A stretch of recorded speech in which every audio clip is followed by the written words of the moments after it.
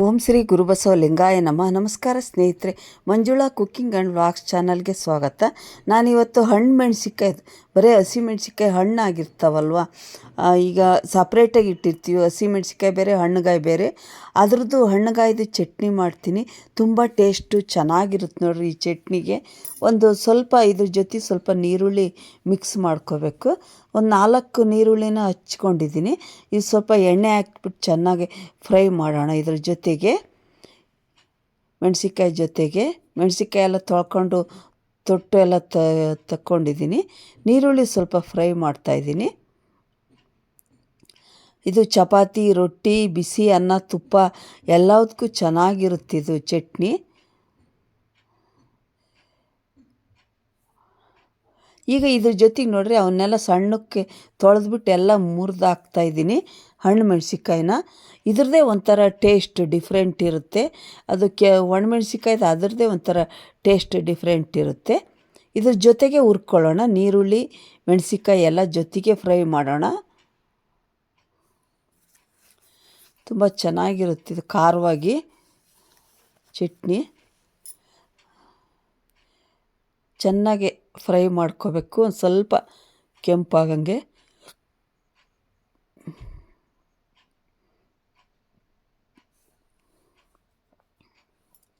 ಒಂದು 5 ನಿಮಿಷ ಫ್ರೈ ಮಾಡ್ಕೊಳ್ರಿ. ನೋಡಿರಿ, ಈಗ ಫ್ರೈ ಆಗಿದ್ದಾವೆ ನೋಡಿರಿ. ಇದಕ್ಕೆ ಈಗ ಕರ್ಬೇವಿನ ಸೊಪ್ಪು ಹಾಕ್ತಾಯಿದ್ದೀನಿ. ಫ್ರೆಶ್ ಆಗಿರೋದು ಕರ್ಬೇವಿನ ಸೊಪ್ಪು. ಕರ್ಬೇವಿನ ಸೊಪ್ಪು ಹಾಕಿ ಚಟ್ನಿ ಸ್ಮೆಲ್ ಚೆನ್ನಾಗಿರುತ್ತಲ್ವ, ಅದಕ್ಕೋಸ್ಕರ ಅದನ್ನು ಹುರ್ಕೋಬೇಕು. ಈಗ ಬೆಳ್ಳುಳ್ಳಿ ಹಾಕ್ತಾಯಿದ್ದೀನಿ. 2 ಗೆಡ್ಡೆ ಬೆಳ್ಳುಳ್ಳಿ ಸುಲ್ಕೊಂಡಿದ್ದೆ, ಅವನ್ನೆಲ್ಲ ಫ್ರೈ ಮಾಡ್ಕೊಳ್ಳೋಣ.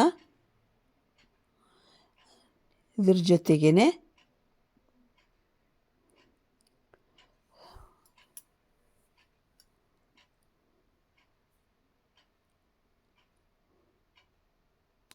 ಈಗ ಹುಣಸೆಹಣ್ಣು ತೊಳೆದಿಟ್ಕೊಂಡಿದ್ದೆ ನೋಡಿರಿ. ಹುಣಸೆಹಣ್ಣು ಇದ್ರ ಜೊತೆಗೆ ಹಾಕೋಣ. ಸ್ವಲ್ಪ ಹುಣಸೆಹಣ್ಣು ಹಾಕ್ಬೇಕು, ಯಾಕಂದರೆ ಖಾರ ಕಡಿಮೆ ಆಗುತ್ತೆ ಹುಳಿ ಹಾಕಿದರೆ.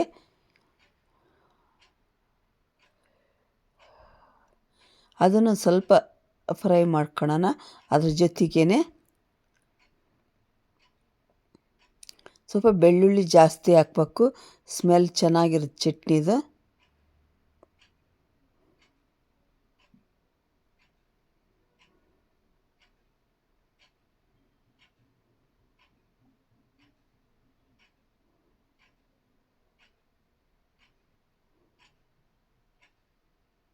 ಎಲ್ಲ ಮಿಕ್ಸ್ ಮಾಡೋಣ.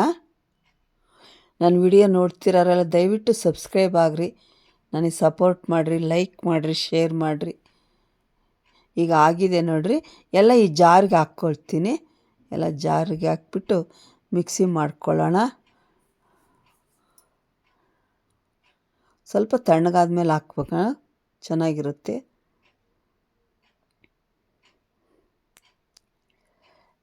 ಈ ಒಣಮೆಣ್ಸಿನ್ಕಾಯಿ ಚಟ್ನಿನೇ ಒಂಥರ, ಇದೇ ಒಂಥರ ಇರುತ್ತೆ. ಇದಕ್ಕೆ ರುಚಿಗೆ ತಕ್ಕಷ್ಟು ಉಪ್ಪು, ಬೆಲ್ಲ ಹಾಕ್ತಾಯಿದ್ದೀನಿ. ಒಂದು ಸ್ವಲ್ಪ ಬೆಲ್ಲ ಜಾಸ್ತಿ ಹಾಕ್ಬೇಕು, ಖಾರ ಕಡಿಮೆ ಆಗೋದಕ್ಕೆ. ಬೆಲ್ಲ, ಹುಣಸೆಹಣ್ಣು ಜಾಸ್ತಿ ಹಾಕ್ಬೇಕು. ಈಗ ರುಚಿಗೆ ತಕ್ಕಷ್ಟು ಉಪ್ಪು ಹಾಕೋಣ. ಈಗ ಒಂದು ಅರ್ಧ ಚಮಚ ಜೀರಿಗೆನೂ ಹಾಕ್ತಾಯಿದ್ದೀನಿ. ಈಗ ರುಚಿ ಸರಿಯಾಗಿ ಉಪ್ಪು ಹಾಕೋಣ. ಇದೆಲ್ಲ ಮಿಕ್ಸಿ ಮಾಡ್ಕೊಳ್ಳೋಣ. ಈಗ ಇನ್ನೊಂದು ಸ್ವಲ್ಪ ಬೆಲ್ಲ ಹಾಕ್ತಾಯಿದ್ದೀನಿ. ಬೆಲ್ಲ ಸ್ವಲ್ಪ ಜಾಸ್ತಿನೇ ಇರಬೇಕು, ಅದಕ್ಕೋಸ್ಕರ. ಈಗ ನೋಡಿರಿ, ಒಂದು ಸ್ವಲ್ಪ ಕೊತ್ತಂಬರಿ ಸೊಪ್ಪು ಹಾಕ್ತೀನಿ. 1-2 ಸುತ್ತು ತಿರುವಿದ ಮೇಲೆ ನೋಡಿರಿ, ರೆಡಿ ಆಯ್ತು ಚಟ್ನಿ. ನೋಡಿರಿ ಎಷ್ಟು ಈ ಥರ ನಯಸ್ಸಾಗಿರ್ಬೇಕು ಚಟ್ನಿ. ದೋಸೆಗೂ, ರೊಟ್ಟಿ, ಚಪಾತಿ. ಈಗ ಎಣ್ಣೆ ಒಂದು ಸ್ವಲ್ಪ ಜಾಸ್ತಿ ಹಾಕ್ಬಿಟ್ಟು ಒಗ್ಗರಣೆ ಹಾಕೋಣ ಚಟ್ನಿಗೆ. ಎಣ್ಣೆ ಹಾಕ್ತಾಯಿದ್ದೀನಿ.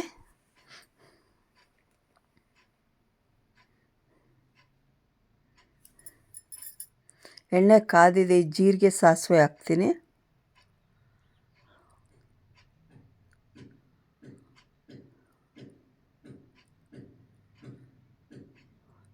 ಈಗ ಇದಕ್ಕೆ ಚಟ್ನಿ ಹಾಕೋಣ.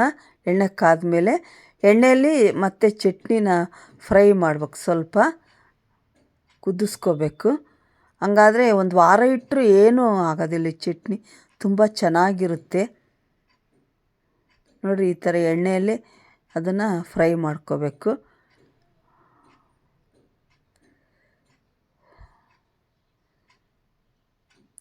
ಒಂದು 5 ನಿಮಿಷ ಕುದಿಸ್ಕೊಂಡ್ರೆ ಸಾಕು. ತುಂಬ ಚೆನ್ನಾಗಿರುತ್ತೆ ಚಟ್ನಿ. ದೋಸೆಗಂತೂ ಇನ್ನೂ ಚೆನ್ನಾಗಿರುತ್ತೆ.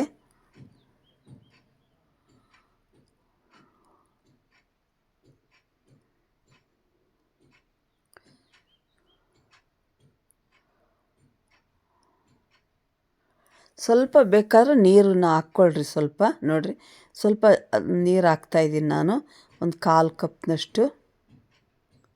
ಎಲ್ಲ ಹೀಗೆ ಮಿಕ್ಸ್ ಮಾಡೋಣ.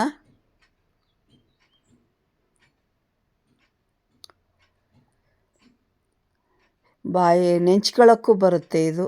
ಬಾಯಿಗೆ ತುಂಬ ರುಚಿ, ಖಾರ ಖಾರ ಚೆನ್ನಾಗಿರುತ್ತೆ.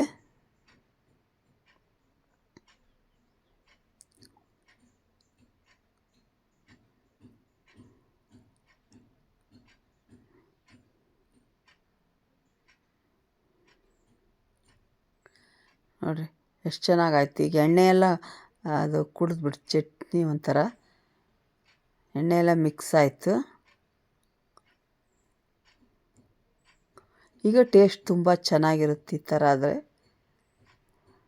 ಕಲರ್ ಇರಲ್ಲ, ಅಂದರೆ ಬ್ಯಾಡಗಿ ಮೆಣಸಿನ್ಕಾಯಿ ಹಾಕಿದ್ರೆ ಕೆಂಪು ಕಲರ್ ಬರುತ್ತೆ.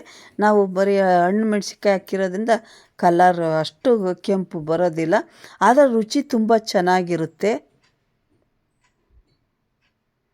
ನೋಡಿರಿ ಚಟ್ನಿ ರೆಡಿ ಆಯ್ತು. ಈಗ ನನ್ನ ವಿಡಿಯೋ ಇಷ್ಟ ಆದರೆ ದಯವಿಟ್ಟು ಸಬ್ಸ್ಕ್ರೈಬ್ ಆಗಿರಿ, ಲೈಕ್ ಮಾಡಿರಿ, ಶೇರ್ ಮಾಡಿರಿ. ತಳ ಹತ್ತಬಾರ್ದು, ಅದಕ್ಕೋಸ್ಕರ ಚೆನ್ನಾಗಿ ತಿರುಗಬೇಕು. Okay, thank you friends.